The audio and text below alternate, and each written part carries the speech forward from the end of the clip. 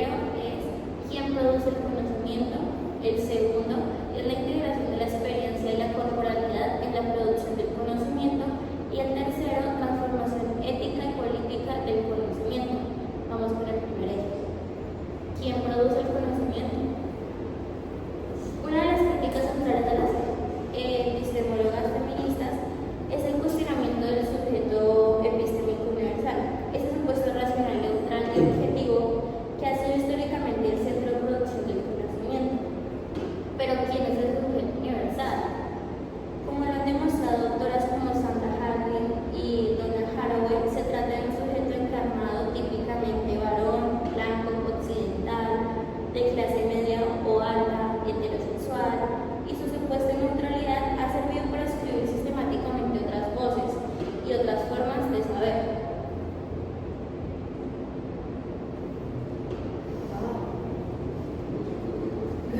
La ciencia no depende del sujeto, sino del método y del conocimiento. Aunque en el pasado haya habido varios ciertos grupos excluidos, el método científico siempre exige que los resultados sean comprobables por cualquiera. No importa si lo descubre una mujer o un hombre, lo que importa es que pueda ser replicado y válido.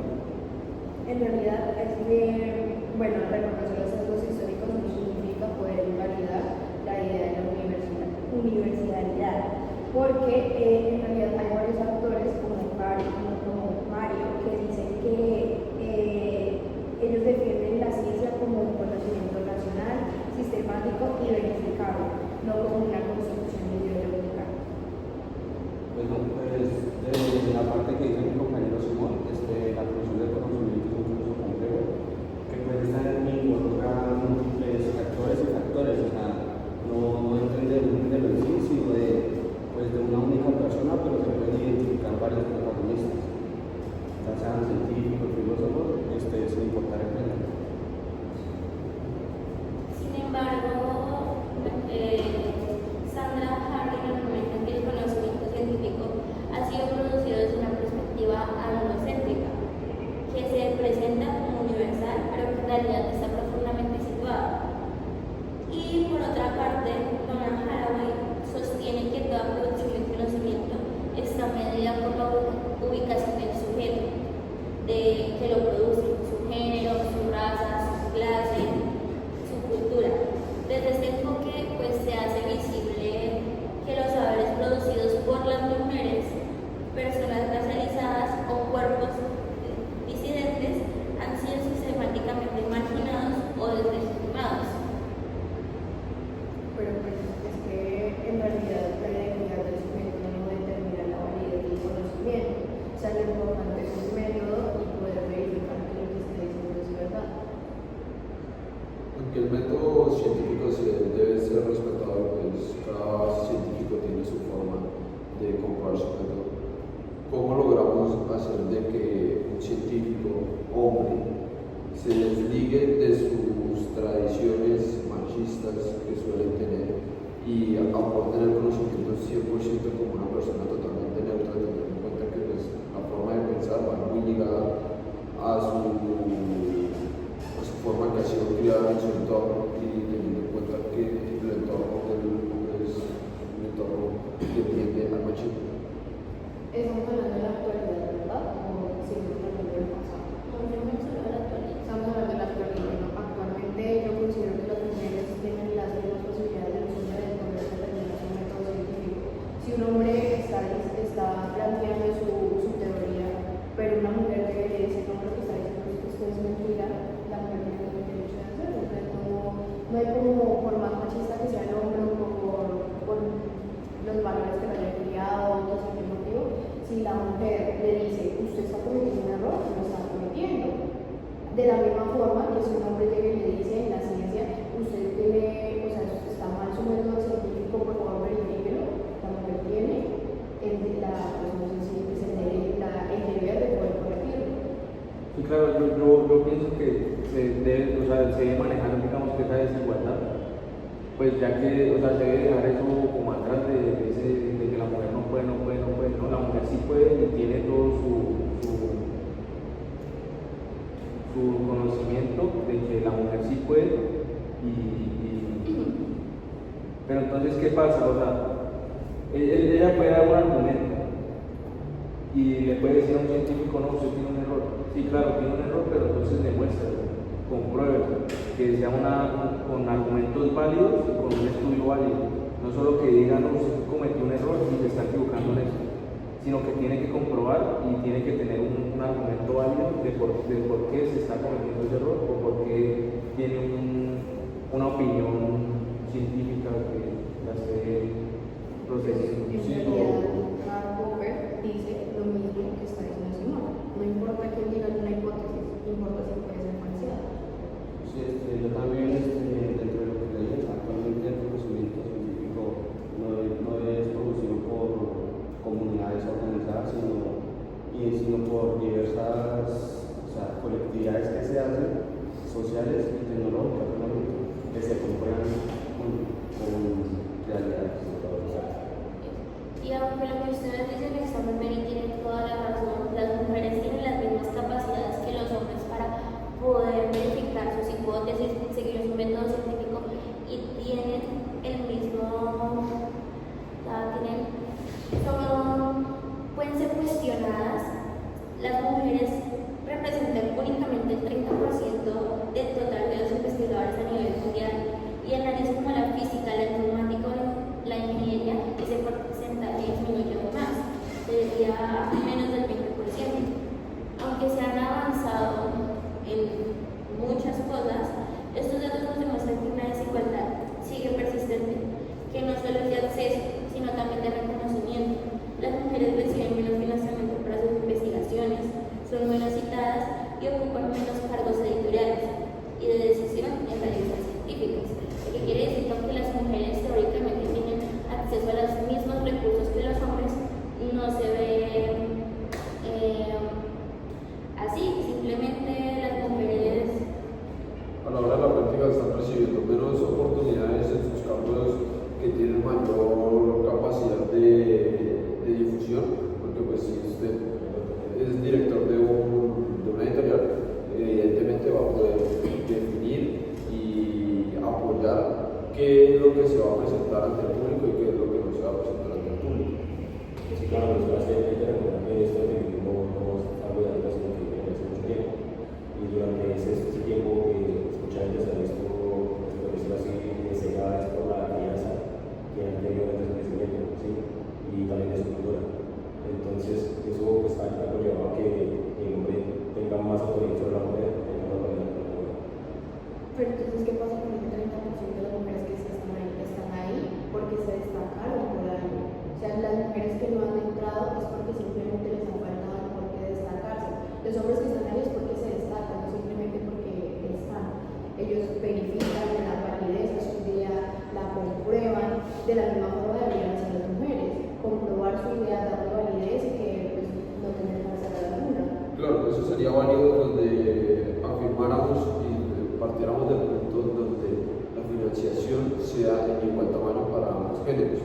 Pero como tenemos una desigualdad en la financiación de sus estudios, ¿cómo podemos garantizar que una persona o una mujer con muy buenas capacidades para demostrar algo solo tiene la financiación de $10,000 contra un científico que tiene una financiación de $100,000 o $1,000,000, que no es solo la financiación para desarrollar su método científico y comprobarlo, también es para dar a conocer su método científico y que de así mismo otros científicos puedan apoyarlo, contradecirlo y apoyar a la verdad.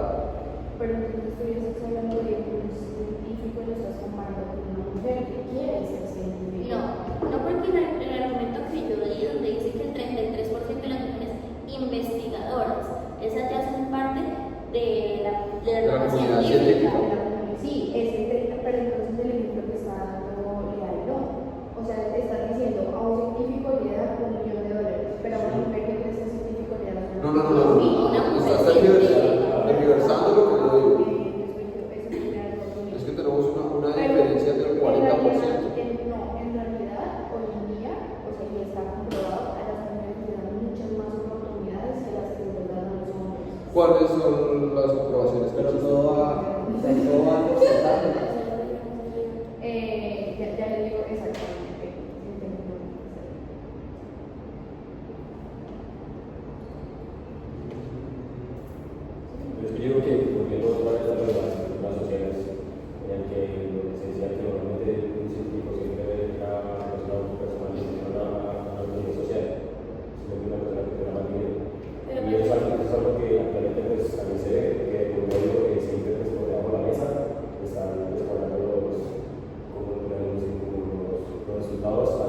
sea, aunque la mujer tenga mejor. según esa información podríamos decir que la ciencia no es ni neutral ni objetiva porque tiene unos financiamientos los cuales los llevan a reforzar una idea de la persona que está financiando esa investigación. Su equipo, como ya saben motivar eso con su equipo de trabajo, porque ya no van a buscar a las personas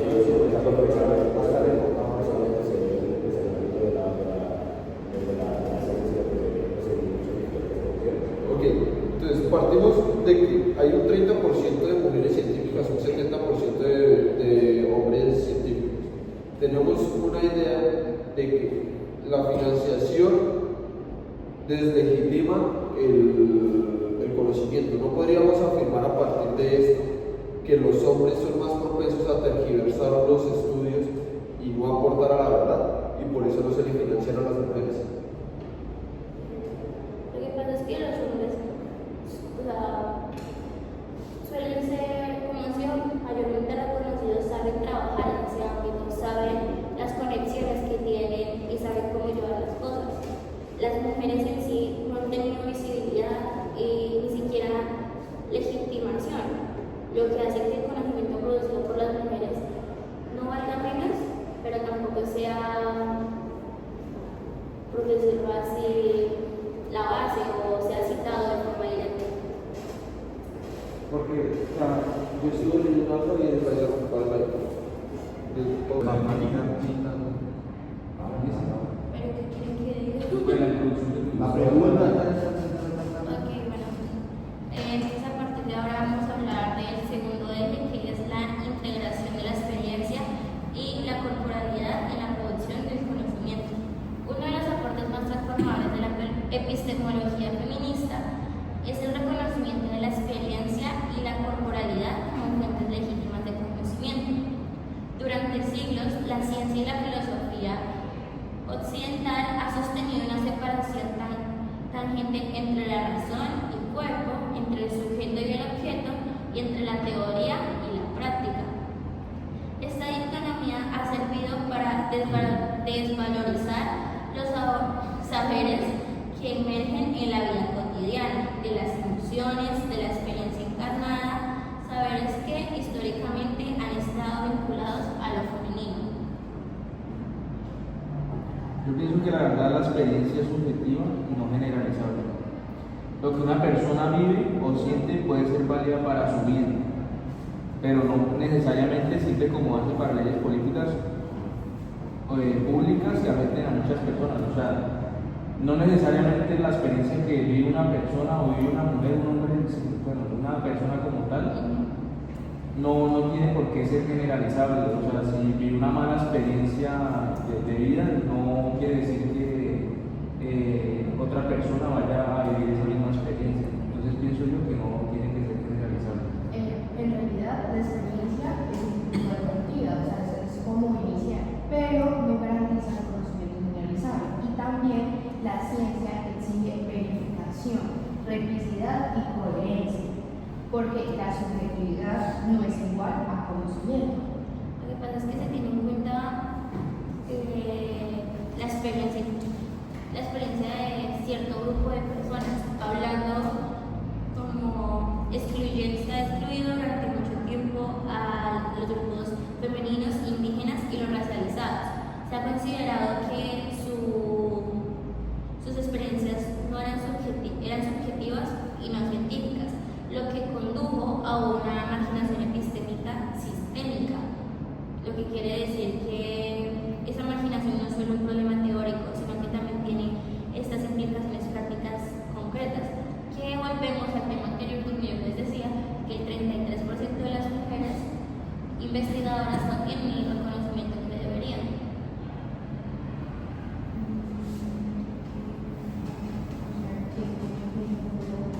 Lo que dice Richard Dawkins.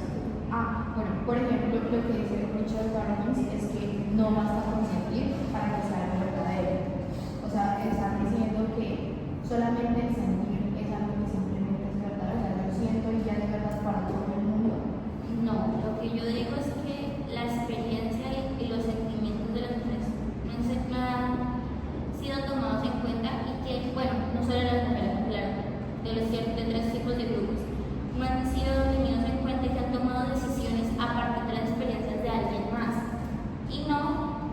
tiempo en concreto. O sea, que ellos piensan lo mejor para ellos sin preguntarles lo mejor para ellos a partir de las experiencias de ellos. Pero es que, por ejemplo, los avances como las vacunas, las teorías físicas o los modelos económicos no se originan en vivencias corporales, sino de educación, experimentación y modelización abstracta. O sea, el avance no se hizo simplemente por la experiencia corporal, también se hizo avances en la investigación. Y, o sea, en eso sí, o sea, eso es correcto. Yo no digo que no. Pero la experiencia corporal tiene que ser muy incluida en cierto tipo de investigaciones. Sí, claro. Hablemoslo claro. Hay cosas como las vacunas que se pueden determinar de manera tangible y cuantificada. Por ejemplo, ustedes íbamos a hablar del VIH, que te dicen que tiene este tipo de células, este otro tipo de células, y eso quiere decir que tiene VIH o el cáncer. Entonces hablamos de un caso verificable. Pero cuando hablamos de casos que no son tan verificables de esa manera científica por medio de un examen de sangre o un examen médico, sino lo hablamos algo más cerebral, como lo puede venir a ser una depresión, una ansiedad, que normalmente como le medican a usted, como la forma de medicar. A usted le evalúan el cerebro, cómo se comporta tu cerebro en los momentos de tristeza, de felicidad, de angustia. Pero esa evaluación es por medio de un profesional y simplemente en base a una comunicación. Ese es en base a unos estudios que se han realizado con las mismas personas. Sí, pero la receta es en base a una comunicación. Entonces, la experiencia tiene que tomarse y la corporalidad tiene que tomar para ciertos casos, porque es que las enfermedades psicológicas no se expresan de esa manera como se expresan de otras, que el síntoma es totalmente tangible y visible. Aquí tenemos que tener en cuenta cómo es el cambio de comportamiento, o sea, la experiencia corporal. Si yo te doy esta pastilla, si tu comportamiento cambia, estamos hablando de comportamientos que no son evaluables por medio de que yo pongo un químico y pongo otro químico y me sale tal cosa. Estas son probabilidades. Entonces, la corporalidad tiene que ser evaluada, claro, para ciertas cosas y para otras cosas no puede ser evaluada, porque no podemos evaluar la corporalidad como para los rayos del sol, porque es que van a variar muchísimo y la evaluación o el conocimiento por medio de la corporalidad de los rayos del sol no va a ser válida. Entonces, ahí, ¿cómo sabemos si una persona no está mintiendo? Porque ella puede defender sus comportamientos. ¿Cómo sabemos que la persona no está mintiendo, que le está haciendo el medicamento? ¿Cómo sabemos que la persona no está mintiendo, que está mejorando? Claro, eso se hace por medio del método científico, y es que el método científico en sus momentos de experimentación tiene que comprobarse por medio de placebos y no placebos. Volvemos al mismo. Pero aunque los resultados, pero es que los resultados se dan por la corporalidad y la expresión de las personas. No Sí, por eso dice que, o sea, obviamente, la experiencia es un punto de partida muy valioso. O sea, saber que el base del cuerpo está funcionando es lo primordial. Pero entonces se necesita más. Se necesita tener más que solamente saber que tu cuerpo está reaccionando bien, que tu mente está reaccionando bien. Se necesita algo más para poder comprobar que sí está haciendo así, o sino que simplemente, por ejemplo, si Valentina está loca y le damos una pastilla y se vuelva bien, no está fingiendo de que por la pastilla funcionó para después, no sé, de suicidarse. Eso es lo que Lo que pasa es que el punto que está tomando es muy distinto a lo que estamos hablando. Sabemos cosas desde lo que dijo Valentina, la compañera Valentina hace rato, o sea, el cuerpo y las emociones, o sea, son enemigos del conocimiento, están sabiendo también que son medios esenciales para relacionarnos con el mundo y producir sentido. También acabamos desde una frase que dice no hay conocimiento desde ningún lugar. O sea, lo que dice Gana puede ser producido de un cuerpo, una historia, una identidad. O sea, es simplemente no solo conocer, sino tampoco pensar, sino también el sentir, resistir, hablar. O sea, se entiende de de todo eso parte, porque o sea, los métodos científicos no solo van desde la biología, sino también desde como las expresiones de las personas. Y aunque, o sea, yo estoy a favor de lo que dice Alexander, pero las emociones no están en contra. Las emociones son un complemento para los estudios. O sea, lo que nos decía Dana a nosotros de que una persona puede estar o no fingiendo, es válido. Porque pues es que un día para el otro toma una pastilla, está bien, no. O sea, se necesita del conocimiento y de la experiencia, de las actitudes de la persona.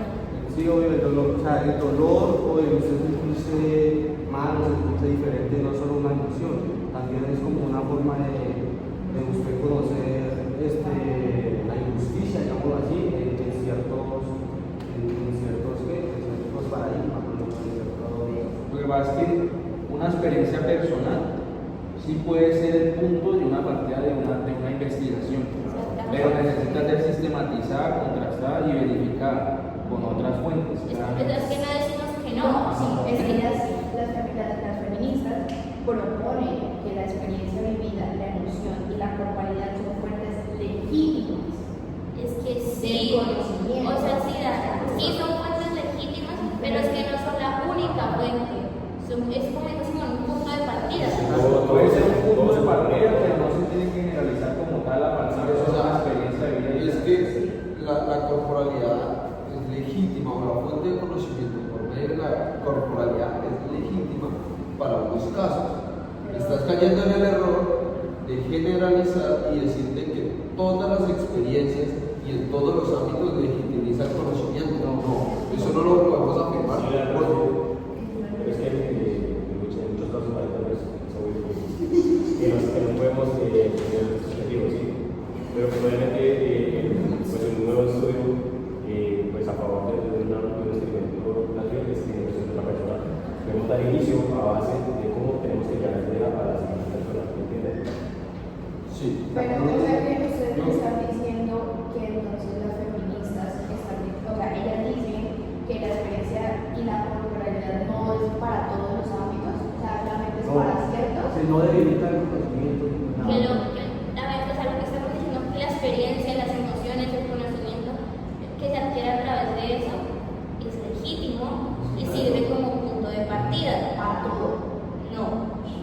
Eso quiere decir que es un punto de partida para No, porque es que, todo el conocimiento. o sea, teóricamente no se dice eso. Lo Pero que, sí lo dice. lo que las feministas buscan decir es que quieren integrar la experiencia y la corporalidad en la producción del conocimiento como una fuente legítima. No significa abandonar el rigor científico, sino ampliar sus horizontes recorriendo que los cuerpos y las emociones no solo sienten, también piensan y que las vivencias no son anecdóticas, sino epistemológicamente potentes. No está generalizando, está diciendo que se puede utilizar para ciertos casos, sin dejar la esencia de lado. O sea, hay casos en los que pues, no podemos generalizar, pues cada caso es diferente, sí. Pero pues debido a tantos estudios, varias experimentaciones con demás personas, pues se puede hacer como tener una base acerca del problema y de lo que se puede solucionar. De esto podemos concluir, creo que el proceso sea válida, de que ambas son correctas, pero cada uno en su ámbito. Hablamos de corporalidad, de experiencias y de método científico 100%. Hablamos de que la corporalidad puede ayudar al método científico en unos casos. En otros casos, la corporalidad tiene que ser la base y la conclusión, llevando cosas del método científico, y la experiencia también se puede generar conocimiento. Porque quiero dar un ejemplo. ¿Cómo podemos, por el método científico, generar conocimiento a una persona que va a aprender a montar ciclo? Por medio del método científico no le podemos enseñar a una persona a montar ciclo. El conocimiento, o sea, de él para montar ciclos se genera a base de la experiencia, y la experiencia ratifica su Sí, claro, pero esa persona a base de la experiencia, ¿cómo crees que esa persona reacciona para saber cómo se presenta? Porque si yo, por ejemplo, si yo quiero aprender a montar cicla y veo que mi amiguito ya sabe montar cicla y le va bien, yo me animo a hacerlo. Pero si a mí me llega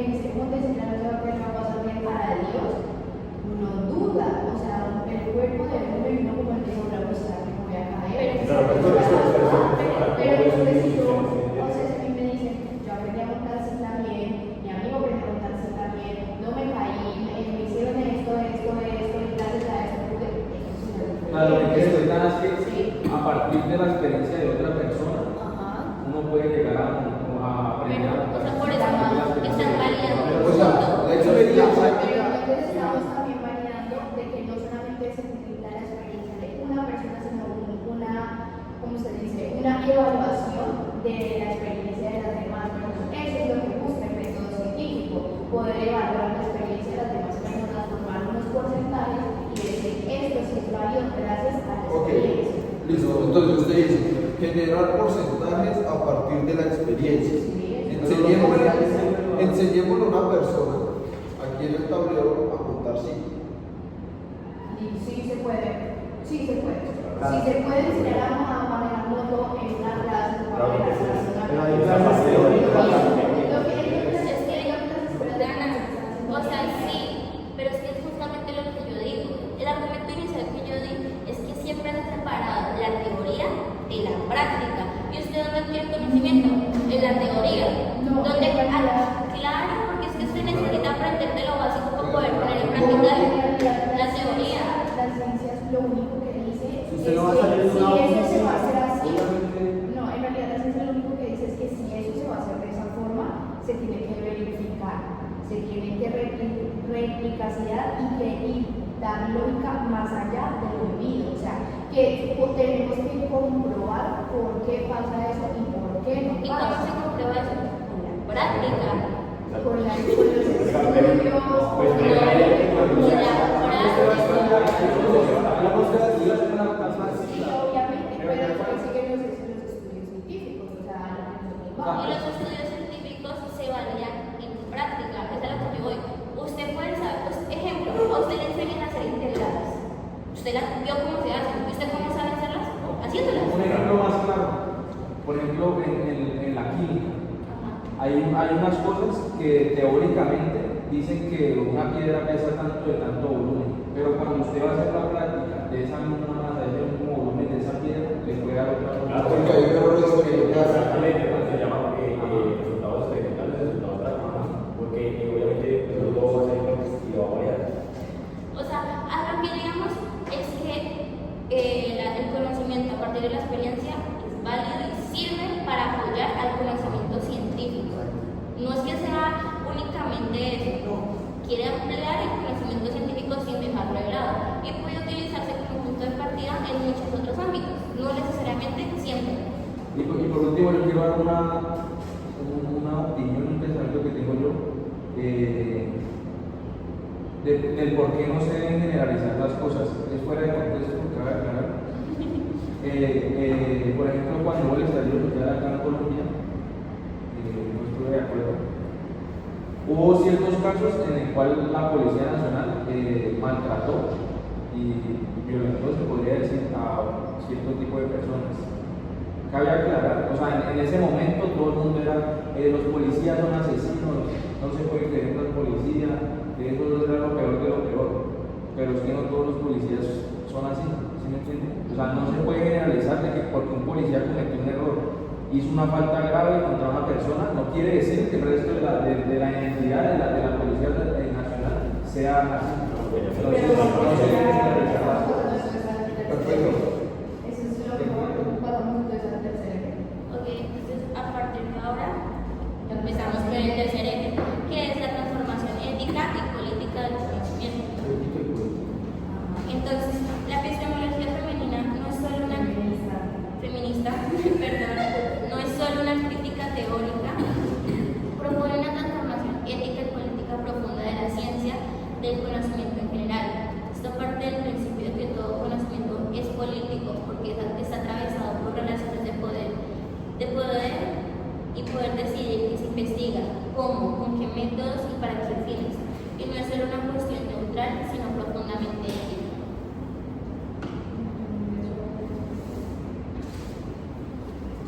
Yo creo que la utilidad política no define la verdad, porque muchos descubrimientos científicos fueron resistidos políticamente, como el heliocentrismo o la teoría evolutiva, pero el tiempo demostró su validez. Primero, yo quisiera decir algo y aportar algo, y es que la ética y la política para mí no pueden ir ligadas o no pueden estar cercanas ¿Por qué? Primero, la ética varía. La ética, recordemos que es una rama de la epistemología que estudia la moral. La moral es de cada individuo. Entonces podríamos decir que la ética es parte del comportamiento que tiene una sociedad. Las sociedades cambian, la política cambia. Y hablemoslo en unos términos más o menos de la tierra, del mundo. La política suele cambiar cada 4 años, cada 3 años o un periodo de tiempo determinado. Pero ¿cómo determinamos cuándo cambia la ética, cuándo cambia la moral, cuándo cambian los pensamientos de las sociedades y la forma de comportarse de las sociedades? Si una cambia a razón de cada 4 o 6 años y la otra cambia a razón de cada 10 años, ¿cómo vamos a ligar dos eventos que están temporalmente disociados? Sí, en realidad es que hay dos autores que confirman lo que tú dices, y uno de ellos es Pau, que dice que cuando la ciencia fue usada con fines políticos, no fue porque fuera neutral, sino porque abandonó sus principios de evidencia y lógica. Y Mario dice que una ciencia comprometida no puede reemplazar el método por la intención. Y pues de lo que yo le entendí, las feministas dicen que no existe una neutralidad, que todo conocimiento beneficia o perjudica a alguien. Por tanto, la ciencia debe comprometerse explícitamente con fines emancipadores. Pero pues buscar la verdad no es un acto político. En realidad, comprometerse, pero comprometer el conocimiento a causa puede ser sesgado. Una ciencia útil para la justicia debe ser rigurosa, como bien lo educación. Lo que pasa es que muchas veces confundimos lo que es la ética con la ideología. Cuando se exige que toda ciencia tenga una función social y política específica, se corre el riesgo de producir una ciencia militante que busca confirmar creencias en lugar de cuestionarlas. Ahora, no podemos integrar la corporeidad no podemos integrar la experiencia y la corporeidad en la producción del conocimiento, porque esto también implica una transformación ética y política profunda y real. O sea, no solo cambia el cómo y qué sabemos, sino también quiénes somos como sociedad y cómo relacionamos entre nosotros y con el mundo. Pues, o sea, todo lo que estás diciendo está bien, pero pues no podemos olvidar el centro del debate. Estamos hablando de la transformación ética y política del conocimiento. ¿Cómo eso ha afectado directamente al conocimiento? En este caso hemos abordado la parte científica. En realidad es que, pues, por ejemplo, no sé, cuando la ciencia se le dio la biología, que fue cuando hubo uno de la eugenesia y el racismo científico, ella se adecuó a un buen método y cayó en el error. Por eso ella volvió a lo de su poder justificar de que sea así, querer comprobar siempre lo que está haciendo. Y el argumento feminista es que todo conocimiento es político. Lo que pasa es que, sí, el argumento feminista es ese. Sin embargo, a lo que yo voy es que las feministas nos dicen a nosotros que la ciencia es una acumulación de datos, donde integra la parte ética y la parte política. Lo que buscan es que ya no sea solo una acumulación de datos, sino a una ciencia comprometida con el bienestar colectivo, el ciudadano, el ambiente y la equidad social. Pero entonces ahí se preguntaría el tema, y no sé por qué Dan da a entender de que cuando la ciencia se liga con una postura, es erróneo. Si la ciencia se liga con una postura siempre y cuando se demuestre de que su parcialidad ideológica no afecta en la imparcialidad que se debe tener en lo científico, no afectaría. Eso lo que pasa es lo siguiente, que cuando la ciencia siempre lo que pasa es que cuando la ciencia se liga con otra cosa, siempre cae en el error. Por eso la ciencia está simplemente con el mismo. La ciencia puede comprobar, no se liga con nadie, ni política, ni ética. Y ahí es donde está el error. Verificable. La ciencia no tendría por qué no estar alineada a la política y a la ética. La ciencia debe buscar el bienestar colectivo, que es algo que yo estaba diciendo. Si en la ciencia no hay ética y no hay política, es solo ciencia. Sí, eso tiene que ser. No tendría por qué ser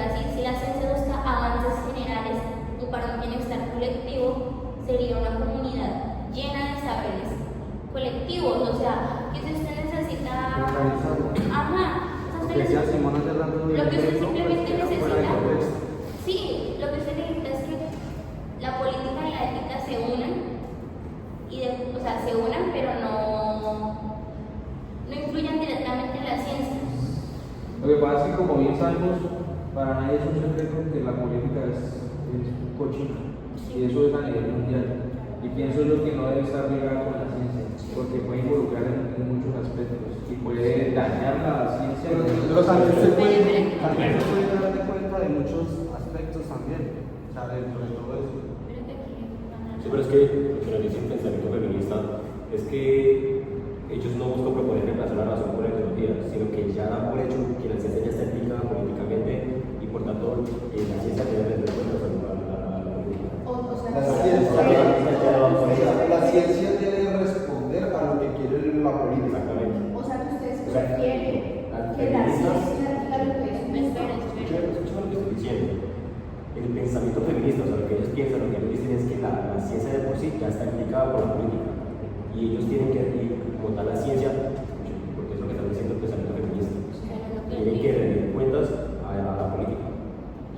Entonces, el pensamiento feminista dice que actualmente la ciencia responde a la política. Ellas dan por hecho que usted ya está implicada con la política. Pero y vamos tiene que- asumiendo La que ya están implicados, o sea, Pero en realidad no es ustedes así, están- porque cuando lo fue, ahí está también es donde está el ejemplo del profesor. Cuando la ciencia, o sea, política, es como se alejó del método de cayó de error. ¿Por qué ligarse la ciencia con la política implica alejarse de la verdad? Porque es que ahí es donde entra la parte de Claro, porque es que usted dice que cuando la ciencia se liga a la política, se desvía de su esencia de ser neutral. Eso es lo que está queriendo decir de una u otra forma. ¿Por Pero qué? es que la ciencia no es neutral. ¿Por qué no es neutral? Porque siempre va a No, tener en realidad la ciencia sí es neutral. Bueno, una pregunta. ¿En qué afecta la neutralidad a un saber científico? Porque, bueno, hay que tener en cuenta que, por ejemplo, pues, en este mundo tecnológico, si usted es científico, si usted es un político y le dice le doy tanto, esa persona va a dejar su lado neutral y va a hacer lo que más le conviene. Por eso la ciencia siempre está ahí, o sea, está entre ellos mismos, no realmente que nadie se presente. Pero eso es una falacia, porque la ciencia no está ahí sola. La ciencia, por el contrario, si nos podemos dar cuenta con, Sí, obviamente. con la política que está manejando hoy en día Estados Unidos. El presidente actual, que es Donald Trump, está quitándole recursos científicos a una entidad o a una institución tan prestigiosa que tenemos socialmente vista, que es la Universidad de Harvard. Entonces, la Universidad de Harvard está ligada directamente con la política. Entonces ya le podríamos quitar la supuesta neutralidad. Pero la neutralidad o la no neutralidad, ¿en qué afecta a que un saber científico comprobado por el método científico sea falso?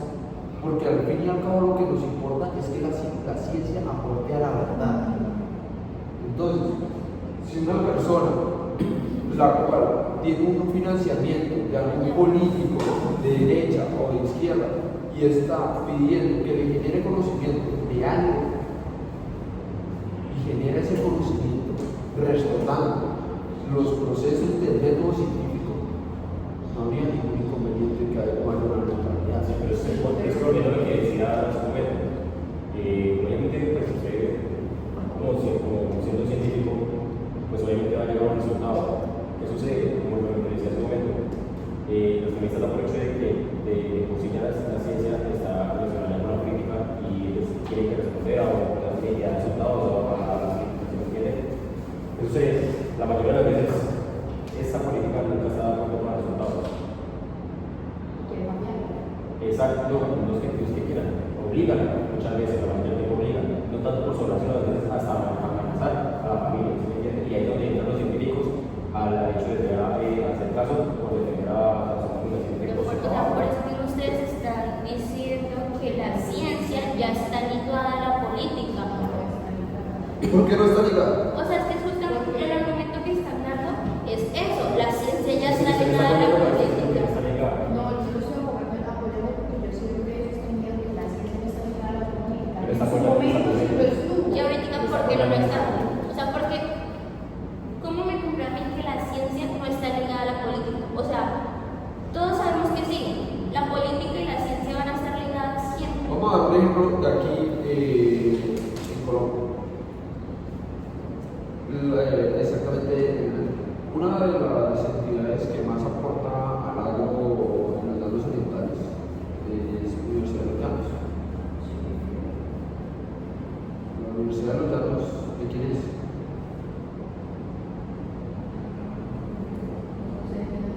Es del Estado. Sí, no Al es la momento de política. ser del Estado, responde a una política. Entonces, Pero es que entonces ahí no se inmediatamente. hace algo, pues porque obviamente los entes gubernamentales tienen que apoyar a los entes como por ejemplo los entes de educación, de investigación. Ok, entonces la ciencia sí está ligada con la política. No es Claro, Sí, sí, la o ciencia responde a la política. Queramos o no, la ciencia responde a la política. Las investigaciones que se hagan en la orillana, tomando el ejemplo de Leal, responden a la gobernación, bueno, a lo que Al ente que lo apoya. al ente que lo apoya, en este caso, políticamente. O sea, el error no está en que estén ligados. El error no va a estar que estén ligados. El error está en que el científico, por satisfacer al político, dé resultados científicos erróneos. Muchas veces se es por los intereses políticos. Y ahí es donde se compromete la ética. Porque es que usted como científico tiene una ética. Bueno, como persona, no como científico, como persona tiene su ética. Y como profesional tiene su ética. Pero por responder a su ente, se compromete su ética y ahí es donde se ve la política. Los intereses. Y entonces, ahí es donde la producción del conocimiento se ve afectada por la ética de la política, que es justamente lo que las feministas dicen, que lo que buscan es que no sea simplemente una acumulación de conocimiento, sino que también sea para un bien colectivo, que es donde ya todos diferimos. Porque la política sí está ligada a la ciencia. Todo lo que se investiga y la mayor parte de recursos siempre la mayor parte de recursos siempre se destinan en intereses políticos y económicos. Siempre lo pueden usar. pues se van a estar procesos como el TF, pero pues que esté ligado, pues está ligado porque es para dinero. A él es lo que ustedes dicen, está ligado porque pues recibe una Porque pensión, no hay tiempo de contar. Es que cosas que nosotros nunca hemos dicho que no, porque sí es así, pero justamente porque reciben reciben la parte económica, es donde ya ellos entran a que si el gobierno necesita ciertos resultados, ellos van a darse eso. Muchas veces pero es que también no está la realidad no es algo político, eso también es lo que ustedes están diciendo. No, nosotros hemos dicho que la ciencia sí tiene que ver con la política, toda la ciencia no. Pero La ciencia responde a la política. Eso. Pero es que nosotros no estamos defendiendo a las feministas, estamos defendiendo nuestra postura a partir de lo que dicen las feministas. Y nosotros podemos estar a favor o en contra. Estamos de acuerdo en unas cosas, pero no estamos correlacionados con todo. Que nos parece bien algo que ellas dicen, sí, pero que estemos de acuerdo con todo lo que ellas dicen, no. Que ahí es donde ya estamos, por eso justamente estamos debatiendo. Por ejemplo, todas las investigaciones, todas las investigaciones, todos los estudios que se hacen, o sea, las decisiones políticas siempre moldean como el proceso o cómo se van a realizar esas investigaciones en ciertos puntos de vista, como las medidas de cómo hacerlo, ¿sí? Todos esos sentidos abarcan a que ellos, a que esté ligada a la política, ¿sí me entienden?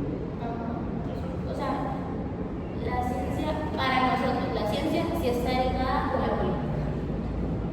No, para nosotros y para pues, Pues para las feministas Yo también. tuviera un ejemplo hipotético, digamos, relacionado con lo que pasó hace 5 años con la pandemia.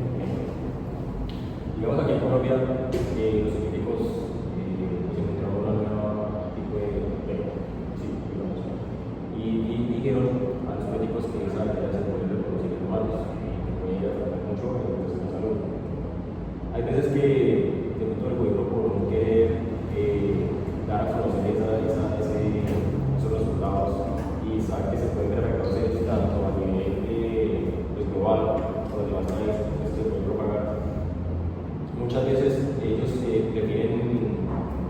a conocer o sea, o, bueno, maquillar los resultados para no tener que preocupar a las personas, ¿sí me entienden? Y pues obviamente eso es un gran error, porque al final de cuentas, donde pues, llega a pasar que esa bacteria, pues, por algún problema o algo se empezó a propagar, pues mucha gente se va a empezar a dar cuenta, es cuando la ciencia obviamente pues ya perdió su ética, pues porque puede seguir una sola Pero bueno, ahí ya se debe dar pasos de control de sobreprevención a poder Está ligado. sobre todo lo que digo. O sea, sí, yo la verdad acepto pues lo de que sí está ligada en ese sentido, pero entonces hay que tener en cuenta que usted tiene que pensar que la ciencia solo es útil para la política cuando le sirve. Cuando no, sigue siendo ciencia, sigue buscando la verdad, sigue buscando el conocimiento, sigue... Claro, es que eso que estoy diciendo,